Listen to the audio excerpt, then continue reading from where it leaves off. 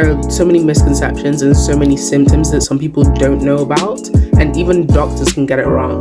The hyperactivity people typically associate with ADHD in boys is physically, so you'll see them like bouncing around, and that's why they get diagnosed more quickly because it's just obvious. But the hyperactivity for women is in the mind, and I did not know that.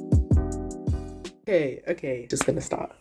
Hey guys, welcome back to my channel. I feel like it's rude of me not to address that I haven't been here, but I haven't been here. I explained in my other video, I had exams, they're finished now. Anyway, today I really wanted to talk about 5 things I've noticed were earlier signs of ADHD. I got diagnosed at like the end of March, but before then, you know, and leading up to that diagnosis, I'd always felt like I had ADHD, and I'd done like a lot of online assessments, a lot of online tests as well.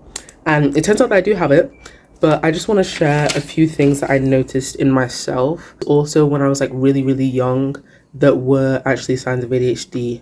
And hopefully this video can help anybody, maybe if they're like wondering if they have ADHD or not and they're not completely 110% sure. I just want to put out a disclaimer that this is not a substitute for any medical diagnosis whatsoever. Even if you do think that you have ADHD, this is probably a good place to start, but definitely do speak to your doctor if you do have concerns. So the first thing that I noticed was called echolalia, and so basically it's when you hear a sound and then you repeat it. I can remember this one time, I was probably like 7, 8, there was a class joke, everyone was laughing, and then it kind of simmered down a bit, and then the teacher was like, okay, if anybody else says anything about this joke again, like if anybody else talks about it again, you're gonna get sent out of the classroom. And then I was like, okay.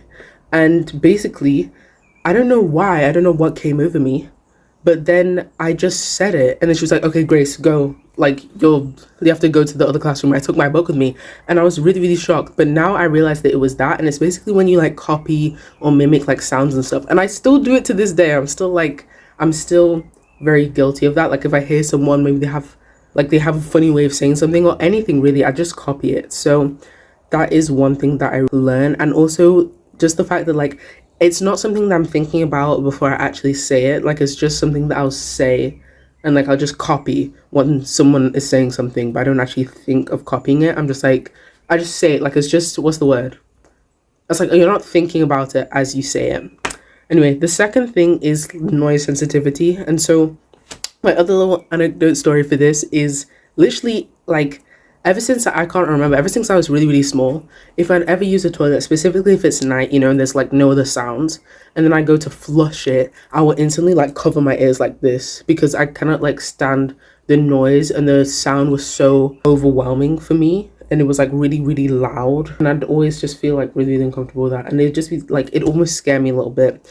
And also with noise sensitivity, like needing headphones sometimes if I'm like in a public space and I know it's gonna be loud. Like I don't know, if I decide that I need to take the bus after school to go into town, I'll like always bring headphones. Or just like sometimes like I find noise a bit too much. It's to do with being overstimulated. Sometimes it's noise, sometimes it's light. But I know that this, I think I put it in my Portugal vlog. We went to this, we went to this festival, and it was like, well no, it wasn't really a festival, it was like a fair, you know, it had like rides, had food and everything, and it was like dark and it was late at night, and it was really nice. Although when I went in, like probably like an hour afterwards, like I immediately wanted to go home. That was probably the best, well not like the best way to describe how I was feeling, because I was so overstimulated, and it was like too much for me. Like the music, the lights, even though it was dark, obviously, you know, there are lights on, and that was just quite like a lot for me, and I just could not handle that. And yeah, I needed to go. The third one is one that not a lot of people know. So it's really hard for people to find and diagnose ADHD in women, and like even doctors. There are so many misconceptions and so many symptoms that some people don't know about, and even doctors can get it wrong. I saw this clip of this TED Talk that I really just want to put in here. Conceptions that a lot of us have about ADHD, doctors can have them too, right? And ADHD presents differently in everyone. There's even bigger differences in the way that ADHD presents in women and girls. Hyperactivity can present very differently. So it's much less likely to be in the body and much more likely to be in the mind. Our central nervous systems are more likely to be affected. So this looks like headaches and stomach aches and sleeplessness and anxiety. And young girls, because of the behavioral and societal standards that are placed on them at such a young age, they just mask them. They just mask these problems and hide them. We mask our symptoms out of shame, and we come up with strategies to work around them. And those strategies work until they don't. I realized this, after I'd got my diagnosis. I've always been doing subtle research even before I knew that I had it, because I kind of knew it interested me, but also I knew that I had it. And so the more that I looked into it, whether it was just seeing stuff on Pinterest, on the internet, reading. Should I bring my book? Let me bring my book. I read this book. No, I was reading this book. Can you see it? Does it focus? It's called Visual Thinking, and it was about the hidden gifts of people who think in pictures, patterns, abstracts, and stuff. So yeah, I was this was on my read list from Pinterest as well, and it talks about this person who has autism. A lot of the symptoms with autism and ADHD similar, and so I was just researching that. Anyway, so things that I had been researching, you either have the inattentive type or hyperactive, but the hyperactivity for women is in the mind, and I did not know that, but my mom was she always kind of knew that, because I'm a very in my head type of person. I'm really thinky. People call it a thought daughter. I'm a really thinky person. And so I literally right now, I have I probably have 3 notebooks I'm using right now. Typically just because I love to journal, but also I write a lot, all my thoughts, things I need to do. I just write it all down because there's so much in my brain. And I feel sometimes maybe if I'm trying to remember something, and it's just it cannot be in my head because I have too many things in my head at once. And that's why so many journals. I've been journaling since I was 7. I have so many. So that's one of the things, that it was just that kind of being in my head too much, overthinking and anxiety. And that's why a lot of people typically don't see it and don't get diagnosed until much later. And because it's kind of surprising also how even some doctors don't even understand these things and don't know these things. And that's because a lot of the research to do with ADHD was typically done on men. Anyway, 4th one, which is kind of the more typical one, or the one where I feel most people know, was just difficulty with time management, time blindness. I've always had this, continue to do so. I'm praying to get out of it, but I always have this. I remember I was in year 7, and I would walk with people at school. I was okay guys, let's meet at 7 o'clock every single morning. They always walk to my house. I'd always say, oh guys, I'm sorry, I'm late. You guys will start working without me, every single time. And it's been other stuff as well. I have gotten attention sometime in school for being late and things like that. Just time management in the sense, and time blindness as well in the sense. It's not that I don't have clocks. I have 2 clocks right there, digital clock and an actual clock. I have a watch. I have obviously, the thingy on my phone. But it's not even time blindness in the sense that you are not aware of what the time is, but it's you're not aware of the time that it takes you to do certain tasks and how long you're spending on it.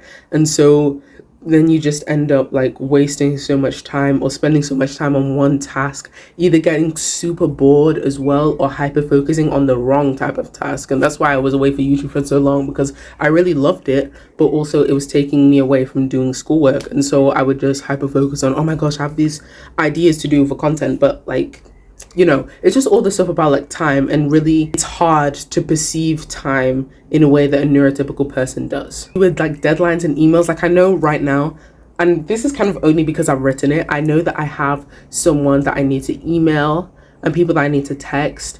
And it's that thing about also emails and deadlines, it can come really, really close actually.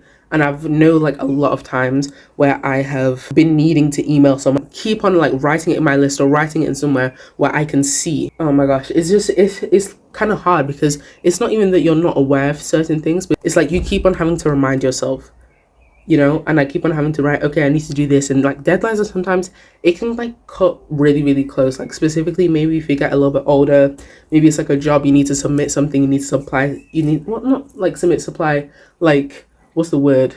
You need to, hand in something by a deadline, hand in homeworks by deadline. It really, sometimes it can get really, really hard. So just, putting reminders on your phone kind of helps. Writing it down, telling someone to remind you also. Fifth one is a huge sense of injustice. And you know, the reason why I never really noticed any of these things is to do with ADHDs. One, because they're not these stereotypical symptoms of ADHD, but also just because I kind of thought that they just made up my personality, and they do.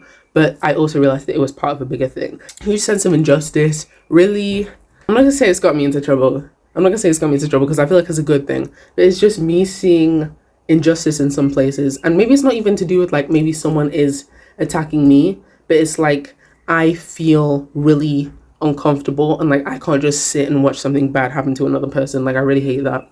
I may be like butting into someone, maybe someone's like, I don't know, being mean to someone, just talking about someone, and I'm like, can we not? Like I literally, like, it just gets me like so fueled up with like almost an anger, but like an anger, like a righteous anger. I don't know, because it's not even like I'm angry just because I'm angry. I'm angry because this is like a wrong thing, you know. I'm so passionate, and that's why I got on the Sheffield Youth Cabinet, and that's why, you know, I like debating and just like talking with other people about their opinions and things like that, political situations and things like that as well.